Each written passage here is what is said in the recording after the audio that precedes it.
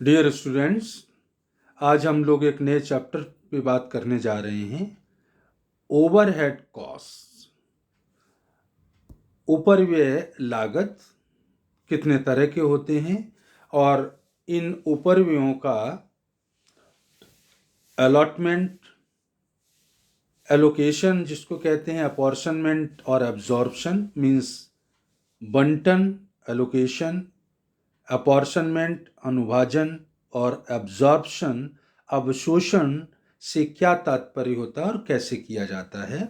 आप जानते हैं कि जो उपरिव्यय हैं वो अप्रत्यक्ष लागतें होती हैं, इनडायरेक्ट कॉस्ट होती हैं, जिन्हें सामग्री एवं प्रत्यक्ष श्रम की भांति किसी उत्पाद विशेष से डायरेक्ट हम उनका रिलेशन नहीं बिठा सकते हैं, क्योंकि उपरिव्यय का उत्पादन की मात्रा से प्रत्यक्ष संबंध नहीं होता है।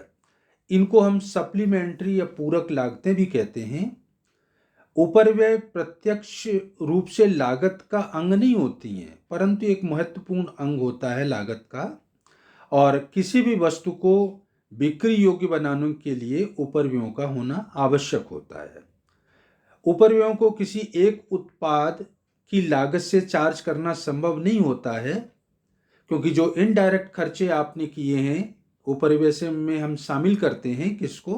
अप्रत्यक्ष सामग्री, जो भी इनडायरेक्ट मटेरियल, इनडायरेक्ट लेबर और इनडायरेक्ट अदर एक्सपेंसेस। तो इन तीनों का योग कहलाता है इनडायरेक्ट कॉस्ट या ओवरहेड्स। तो जो भी आपने ये अप्रत्यक्ष लागत की है वो किसी एक उत्पाद से हम चार्ज नहीं करते हैं, इसलिए जो उपरिव्यय होते हैं उनको किसी उचित आधार पर विभिन्न उत्पादों पर हम वितरित करते हैं, एलोकेशन उनका करते हैं, या उनका एब्जॉर्प्शन करने के बाद फिर हम उस प्रोडक्ट की कॉस्ट निकालते हैं। ध्यान रहना चाहिए आपको, ओवरहेड्स, उपरिव्यय और इनडायरेक्ट एक्सपेंसेस में डिफरेंस है, क्योंकि ओवरहेड इनडायरेक्ट कॉस्ट होती हैं जिसमें शामिल है इनडायरेक्ट मटेरियल, इनडायरेक्ट लेबर और इनडायरेक्ट एक्सपेंसेस।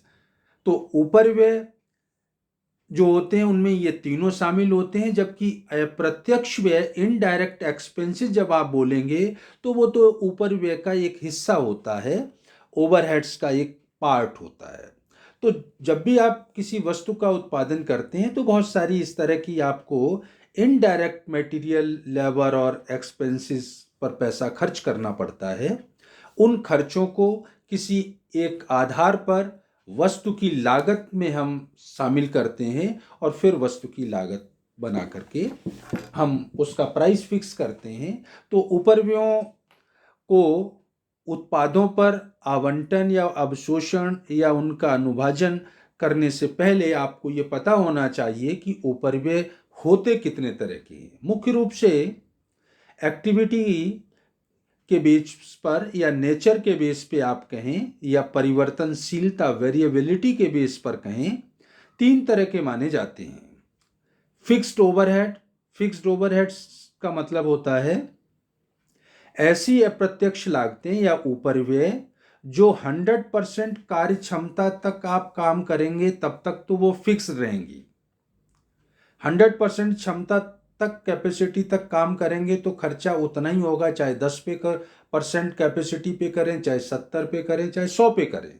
इससे अधिक अगर आप उत्पादन क्षमता बढ़ाएंगे तो फिर इनमें भी परिवर्तन आएगा, लेकिन 100% कार्य क्षमता तक ये स्थिर रहते हैं, इसलिए हम इनको बोलते हैं फिक्स्ड ओवरहेड। और इनका संबंध किससे होता है? समय से होता है, इसलिए इनको पीरियड कॉस्ट भी कहते हैं। सामान्यतः उत्पादन की जो मात्रा होती है उससे ये अप्रभावित रहते हैं, और एक निश्चित स्तर के पश्चात आप उत्पादन अगर बढ़ाएंगे, 100% कैपेसिटी से भी आप ज़्यादा उत्पादन करेंगे, तब फिर इनमें वृद्धि होती है।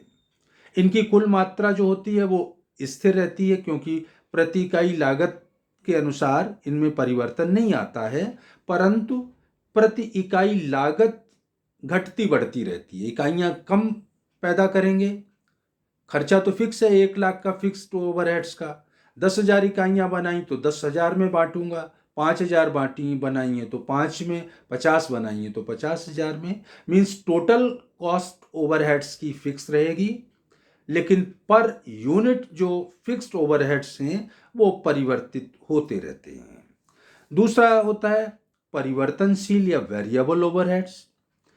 इन उपरियों की राशि जो होती है वो उत्पादन बढ़ने पर उसी अनुपात में बढ़ती है जिस अनुपात में उत्पादन में वृद्धि हुई है, और अगर उत्पादन में कमी होती है तो जिस अनुपात में आपका उत्पादन कम होगा उसी अनुपात में ये भी कम हो जाएंगे। कहने का मतलब उत्पादन की मात्रा से ये जुड़े हुए होते हैं। उत्पादन बढ़ेगा तो बढ़ेंगे, घटेगा तो ये भी घट जाएंगे। उत्पादन बढ़ने या कम होने पर प्रति इकाई परिवर्तनशील, लेकिन ये व्यय समान रहते हैं क्योंकि ये फिक्स्ड नहीं है। फिक्स खर्चा तो बांटा जाता है यूनिट्स में। यहाँ आपने 10,000 इकाइयाँ बनाई तो मटेरियल 5 रुपए की रेट से आ रहा है तो 10,000 इंटू 5 करूँगा। 50,000 बनाई तो 50,000 इंटू 5 करूँगा। कहने का मतलब प्रति इकाई परिवर्तनशील उपरिव्यय स्थिर रहते हैं, लेकिन इनकी कुल मात्रा जो है वो परिवर्तित होती रहती है उत्पादन में परिवर्तन के साथ साथ। ये जो उपरिव्यय होते हैं समय से इनका कोई संबंध नहीं होता है, तो समय से ये अप्रभावित रहते हैं, जबकि स्थिर व्यय समय से ही संबंधित होते हैं। एक तरीका होता है ओवरहेड्स का सेमी वेरिएबल, अर्ध परिवर्तनशील। अर्ध परिवर्तनशील क्यों बोलते हैं इनको? क्योंकि ये आंशिक रूप से फिक्स्ड होते हैं और आंशिक रूप से परिवर्तनशील होते हैं। इन्हें हाइब्रिड ओवरहेड्स भी कहते हैं, मीन्स मिश्रित उपरिव्यय भी कहते हैं। उत्पादन की मात्रा में परिवर्तन से परिवर्तन तो होगा इनमें, परंतु उस अनुपात में परिवर्तन नहीं होगा जिस अनुपात में उत्पादन की मात्रा में परिवर्तन हुआ है। वेरिएबल ओवरहेड्स तो 10% उत्पादन बढ़ाया तो 10% बढ़ जाएंगे, 10% घटाया तो घट जाएंगे। लेकिन सेमी वेरिएबल जो होते हैं वो उत्पादन 10% आप बढ़ाएंगे तो 10 नहीं बढ़ेंगे, हो सकता है 4 बढ़ें, 3 बढ़ें या 5 बढ़ें। कम करेंगे तो उस रेशियो में कम नहीं होगा, उस अनुपात में कम नहीं होंगे जिस अनुपात में आपने उत्पादन को कम किया है। जैसे रिपेयर मेंटेनेंस का खर्चा है, चाहे वो बैंक एक्सपेंसेस हो, टेलीफोन हो, डेप्रिसिएशन ऑन प्लांट वगैरह, ये सेमी वेरिएबल ओवरहेड्स माने जाते हैं क्योंकि परिवर्तन तो होता है लेकिन उत्पादन की मात्रा के अनुसार इनमें परिवर्तन नहीं होता है। तो इस तरह से नेचर या वेरिएबिलिटी, प्रकृति या परिवर्तनशीलता के आधार पे 3 तरह के ओवरहेड्स होते हैं: स्थायी, परिवर्तनशील और अर्ध परिवर्तनशील। अब मैं बात कर रहा हूं आपसे कि जो ओवरहेड हैं या इनडायरेक्ट कॉस्ट हैं, इन कॉस्ट को प्रति इकाई या लागत केंद्रों तक आपको ले जाना पड़ता है। इसके बाद प्रति इकाई लागत में उनकी वैल्यू को या कॉस्ट को जोड़ के फिर आप टोटल कॉस्ट निकालते हैं और प्राइस का निर्धारण करते हैं। तो उपरिव्ययों का जो बंटन, अनुभाजन और अवशोषण है, allocation, apportionment and absorption of overheads है, तो वो क्या होता है, तीनों में क्या डिफरेंस है, उस चीज को हाईलाइट करना चाहता हूं। तो पहला देखिएगा, उपरिव्ययों का बंटन या वितरण, एलोकेशन। लागत की संपूर्ण मदों को, जो इनडायरेक्ट कॉस्ट हैं, उनकी पूरी की पूरी अमाउंट को किसी लागत केंद्र या लागत इकाइयों से जब आप संबंधित कर दें तो वो कहलाता है उपरिव्ययों का आवंटन करना या बंटन करना या लागत का वितरण करना। आवंटन करते समय उत्पादन से संबंधित उपरिव्ययों को उत्पादन विभागों और सेवा से संबंधित जो सेवा विभाग हैं उनमें आवंटित कर दिया जाता है। कहने का मतलब जो भी इनडायरेक्ट कॉस्ट है वो उत्पादन और सेवा विभागों में डायरेक्ट भेज दी जाती है, डायरेक्ट उनका कनेक्शन बन जाता है। तो जब डायरेक्ट आप किसी खर्चे को एक लागत केंद्र या सेवा केंद्र पर को दे देते हैं या उसकी लागत मान लेते हैं तो वो कहलाता है उपरिव्ययों का बंटन या आवंटन या वितरण। अनुभाजन क्या होगा? ऐसे उपरिव्यय जिन्हें उत्पादन या सेवा विभागों में स्पष्ट रूप से आवंटित आप नहीं कर सकते हैं, लेकिन किसी एक उचित आधार पर प्रत्येक मद के विभागों या लागत केंद्रों में बांटने की क्रिया को ही उपरिव्ययों का अनुभाजन कहते हैं। मीन्स एलोकेशन में तो ये था कि ये इनडायरेक्ट खर्चा है और किस विभाग का है, चाहे उत्पादन या सेवा, डायरेक्ट उनको आपने ट्रांसफर कर दिया, उनकी कॉस्ट में ऐड हो जाएगा। लेकिन जब इनडायरेक्ट कॉस्ट हैं, जो उपरिव्यय हैं, उनको डायरेक्ट किसी विभाग से संबंधित आप नहीं कर सकते हैं, तो उनको हम किसी आधार पर विभिन्न विभागों, चाहे वो उत्पादन के हों चाहे सेवा के हों, उन विभागों में जब किसी आधार पे बांट करके आप ट्रांसफर करेंगे या संबंधित करेंगे, तो वो कहलाता है अपॉर्शनमेंट या ओवरहेड्स का अनुभाजन। और अनुभाजन मुख्य रूप से दो तरह से होता है, या दो तरह का माना जाता है। प्राथमिक अनुभाजन, इसमें कुल उपरिव्ययों को किसी निश्चित आधार पर उत्पादन और सेवा केंद्रों में अनुभाजित कर देते हैं। जो भी खर्चा है वो किसी निश्चित आधार पर जितने उत्पादन विभाग हैं, जितने सेवा विभाग हैं, उनमें हम बांट देंगे। और बांटने का आधार होता है, जैसे किराया है तो एरिया किस विभाग ने कितना कवर कर रखा है, डेप्रिसिएशन अगर है तो उसको प्लांट की कॉस्ट के आधार पे, कैंटीन का खर्चा है तो किस विभाग में कितने कर्मचारी काम करते हैं। तो किसी भी उचित आधार पर आपने जो इनडायरेक्ट कॉस्ट या ओवरहेड्स किए हैं वो लागत केंद्रों और सेवा केंद्रों में मैं बांट दूंगा। इस बांटने की प्रक्रिया को ही कहते हैं अनुभाजन, और ये क्या होता है, प्राथमिक अनुभाजन। द्वितीय या सेकेंडरी अपॉर्शनमेंट फिर करना पड़ेगा। क्यों? क्योंकि सेवा केंद्रों पर कोई उत्पादन नहीं होता है। आपने सपोज 1 लाख रुपए इनडायरेक्ट कॉस्ट थी, 60,000 तो उत्पादन केंद्रों पे बांट दी, कुछ सेवा विभाग थे, कैंटीन वगैरह, हॉस्पिटल वगैरह, इस तरह के 40,000 50 उधर ट्रांसफर कर दिए। अब कैंटीन और ये हॉस्पिटल वगैरह में तो कोई उत्पादन होता नहीं है, तो सेवा विभाग के जो उपरिव्यय होंगे उनको फिर बांटना पड़ेगा उत्पादन विभागों में।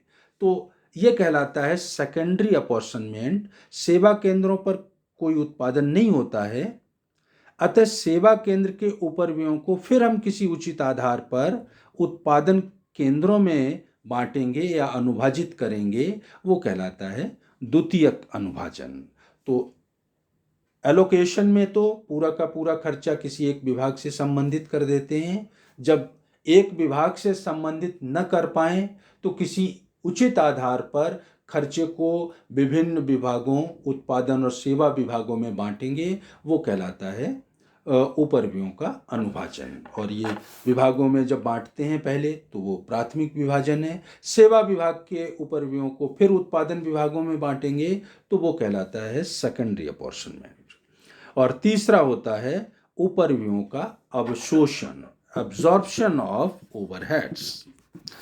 एब्जॉर्प्शन का मतलब लागत के आनुपातिक भाग का लागत इकाइयों पर आवंटन करना अवशोषण कहलाता है। आपने सपोज एक्स प्रोडक्शन डिपार्टमेंट में ओवरहेड्स को बांट के ट्रांसफर कर दिया, चाहे एलोकेशन किया या अपॉर्शनमेंट किया। एक्स उत्पादन विभाग के पास सपोज 10,000 रुपए की ओवरहेड कॉस्ट आई है। अब इस 10,000 की कॉस्ट को उत्पादित इकाइयों में बांटना पड़ेगा। इकाइयों पर बांटने की जो क्रिया है वो कहलाती है उपरिव्ययों का अवशोषण। प्रत्येक प्रति इकाई उपरिव्यय कितना हुआ है करने के उद्देश्य से उपरिव्ययों का अवशोषण किया जाता है। तो 3 पॉइंट्स थे। जब पूरी की पूरी ओवरहेड कॉस्ट, इनडायरेक्ट कॉस्ट को हम किसी एक लागत या सेवा केंद्र से संबंधित कर दें तो एलोकेशन। किसी उचित आधार पर जब हम विभागों में बांटेंगे तो वो अनुभाजन। और जब विभाग के जो इनडायरेक्ट कॉस्ट हैं प्रति इकाई या उत्पादित इकाइयों पर उनको बांट दिया जाएगा, उनकी इकाइयों की लागत में जब हम जोड़ेंगे तो वो कहलाता है एब्जॉर्प्शन या अवशोषण। लेकिन इसके लिए आपको ध्यान रखना चाहिए, जो भी मैंने डिस्कशन किया है ब्रीफ में, नोट में आप दोबारा देख लीजिए। सबसे पहले क्या होता है, लागत का वितरण होता है। एलोकेशन होता है, बंटन होता है, जो भी खर्चा है उसको बांट दिया विभागों में। लेकिन अगर बंटन संभव नहीं है तो फिर क्या होगा, किसी उचित आधार पर उनको विभागों में बांटा जाएगा। बांटने के बाद उत्पादित इकाइयों पर उस लागत को लोड किया जाएगा, उत्पादित इकाइयों की लागत में उपरिव्ययों की कॉस्ट को जोड़ा जाएगा, और ये प्रक्रिया जो होती है वो सबसे अंत में होती है, इसको कहते हैं अवशोषण। वितरण के लिए किसी आधार की जरूरत नहीं होती है, पहले ही बता चुका हूं। जो भी खर्चा है डायरेक्ट बांट देंगे, पहुंचा देंगे उस विभाग के कॉस्ट के लिए। अनुभाजन है, उसको हम किसी उचित आधार पर बांटते हैं, चाहे वो संपत्ति का मूल्य हो, कर्मचारियों की संख्या, जो भी आधार होंगे। और अवशोषण है, वो सामग्री या श्रम लागत या मशीन घंटे या इकाइयों के आधार पर अवशोषित की जाती है उस उत्पादित इकाई की लागत में। इनमें से किसी एक आधार पर कैलकुलेट करके जोड़ी जाती है। उपरिव्ययों के अनुभाजन के लिए डायरेक्ट जब आप एलोकेट नहीं करते हैं, उनका अनुभाजन करते हैं, अपॉर्शनमेंट करते हैं, तो कुछ आधार होते हैं, जो मैं कह रहा हूं उचित आधार पर उनका अनुभाजन करना होता है। तो उपरिव्ययों का अनुभाजन करने के लिए उचित आधार क्या होते हैं, वो यहाँ पे कुछ पॉइंट्स में दे रहा हूं। जैसे भवन के क्षेत्रफल के आधार पर कौन कौन से खर्चों को आप विभागों में बांटेंगे। भवन का किराया है, बीमा, ह्रास, मरम्मत, मीटर, अलग अलग न हो तो लाइट का खर्चा, ये सारे जो खर्चे होंगे, इन खर्चों को भवन का जिस विभाग ने जितना एरिया कवर कर रखा है उस क्षेत्रफल के आधार पर बांट के विभागों को संबंधित कर देंगे, उनकी विभागों की लागत में जोड़ देंगे। संपत्ति के मूल्य के आधार पे मशीन का ह्रास है, मशीन की मरम्मत है, मशीन का बीमा वगैरह जो भी है वो मूल्य के आधार पे। कर्मचारियों की संख्या के आधार पे लेबर वेलफेयर का कोई खर्चा है, स्थापना व्यय है, कैंटीन, पुस्तकालय, चिकित्सालय, निरीक्षण, इस तरह के जो भी खर्चे होंगे उन खर्चों को कर्मचारियों की संख्या के आधार पर बांटेंगे। प्रत्यक्ष श्रम घंटों के आधार पर निरीक्षण और देख रेख के जो व्यय होंगे उनको डायरेक्ट लेबर आवर के आधार पर बांट देंगे। मशीन घंटों के आधार पर, जब मशीनों के आधार पे कार्य अधिक होता है तो मशीनों का ह्रास है, मशीन का फ्यूल, रिपेयर, ये मशीन घंटों के आधार पे हम विभिन्न विभागों में किस विभाग ने कितने घंटे मशीन को काम में लिया उसके आधार पे बांट के उनकी लागत में जोड़ देंगे। किलोवाट घंटा के आधार पे, यदि अलग अलग किलोवाट क्षमता की मशीनें हैं और इनके कार्य घंटे भी अलग अलग हैं, तो जो विद्युत का खर्चा है उसको किलोवाट क्षमता एवं मशीन घंटे का गुणा करके किलोवाट घंटा निकाल लेंगे और उसके आधार पर बांट देंगे। अप्रत्यक्ष सामग्री को विभिन्न विभागों में डायरेक्ट मटेरियल के रेशियो में बांटते हैं। अप्रत्यक्ष श्रम अगर है तो डायरेक्ट लेबर के में, और अगर सामान्य व्यय है तो उनको डायरेक्ट लेबर के अनुपात में ही बांटा जाता है। तो कुल मिलाकर के जो भी आपकी इनडायरेक्ट कॉस्ट हैं विभिन्न विभागों में हम एलोकेट कर देते हैं। एलोकेशन संभव नहीं है तो इनमें से किसी एक आधार पर बांट के विभिन्न विभागों को ट्रांसफर करेंगे, और इसके बाद विभागों में जो इकाइयां उत्पादित हुई हैं उन इकाइयों पर उपरिव्ययों का कितना खर्चा डाला जाए वो अवशोषण कहलाता है। और अवशोषण करने के लिए चाहे वो श्रम लागत हो, मशीन घंटे हों, सामग्री हो, इनमें से किसी भी एक आधार पर इकाइयों की लागत में ओवरहेड, जो ओवरहेड्स हैं उनकी कॉस्ट को हम जोड़ देते हैं। तो ये एक चैप्टर लास्ट बचा हुआ था इसमें अपने कॉस्ट अकाउंटिंग में, तो इसका मैंने आज आपको थ्योरेटिकल डिस्कशन समझा दिया है। इससे संबंधित जो भी एग्जाम्पल वगैरह हैं वो आप लोग देख लीजिएगा। अब इसके बाद चूँकि कॉस्टिंग का अपना सिलेबस कंप्लीट हो गया है 100%, नेक्स्ट लेक्चर जब भी होगा अब मैं इनकम टैक्स के बारे में आप लोगों से बात करूँगा। आज के लिए इतना ही, थैंक यू।